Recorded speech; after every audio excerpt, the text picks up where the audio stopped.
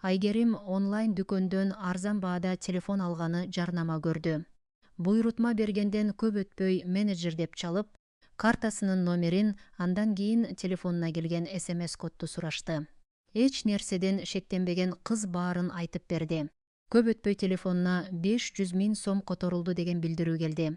Ал таң калып кайра чалганда трубкадагы адам коркутуп баштады. Бул ката которуу.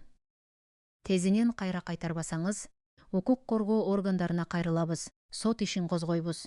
Коркуп кеткен Айгерим эч кимге айтпай, тааныштарынан, кесиптештеринен карызга акча чогултуп, мошенниктерге которуп берди. Бир нече күндөн кийин гана акыйкатты билди. Банкыттан эч кандай акча которулган эмес экен, баары ойдон чыгарылган алдамчылык болгон. Бирок иш иштен өтүп калган. Айгерим чыныгы карызга батып калды. Ал ата энесине айта албады. Уяттан коркконунан үн сөзсүз жалгыз көтөрүүгө аракет кылды. Айлыгынын бир бөлүгүн карызга берип, калганына жашоо кечирди. Бирок карыз чоң, ай сайын пайызы өсүп жатты. Бир күнү Айгерим жумушта жүргөндө банк кызматкерлери түз эле үйгө келишти. Апасына жана атасына кызынын карызы жөнүндө документтерди көрсөтүп, мөөнөт өтүп кеткенин, төлөнбөсө соттук жол менен чечиле турганын айтып кетишти.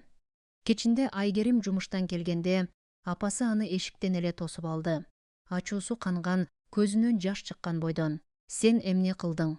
Биз эмне үчүн мынча уят болушубуз керек болду? Канча акча жоготтуң? Бизден эмне үчүн жашырдың?" Айгерим түшүндүрүүгө аракет кылды, бирок апасы уккусу келбеди. "Чык бул үйдөн, өзүң тапкан балени өзүң чеч." Айгерим ал түнү эч жерге барар жайы жок калды.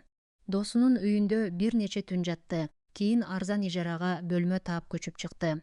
Күндүз негизги жумушунда иштеп, кечинде дагы кошумча акча табуунун жолдорун издеди. Котормо, тексттерди редакциялоо, кээде түнкүсүн такси айдоочуларга жардамчы болуп да иштеп көрдү.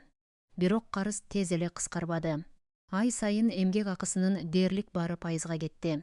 Ал чарчады, көп учурда жалгыздыкты сезди. Үй бүлөсү менен байланышы үзүлгөн, досторунан уялган, өзүн айыптап жашады.